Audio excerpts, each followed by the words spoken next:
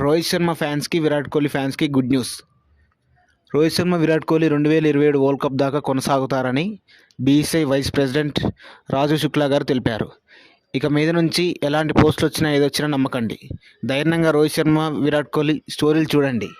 2027 world cup దాకా కొనసాగుతారని BCCI ప్రెసిడెంటే చెప్పాడు. ఇక ఆందోళన వద్దు.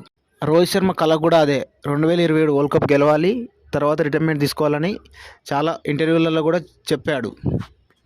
కానీ మనం ఎన్ని రోజులు నమ్మలే, కానీ ఇప్పుడు అదే నిజం. మీరు ఇప్పటి నుంచి ఎలాంటి భయాందోళన వద్దు. విరాట్ కోహ్లీ విషయానికి వచ్చేసరికి విరాట్ కోహ్లీ గురించి ఎలాంటి భయాలు అవసరమే లేదు. విరాట్ కోహ్లీ ఇంకా 4 సంవత్సరాలైనా అదే ఫిట్నెస్ కొనసాగుతాడు.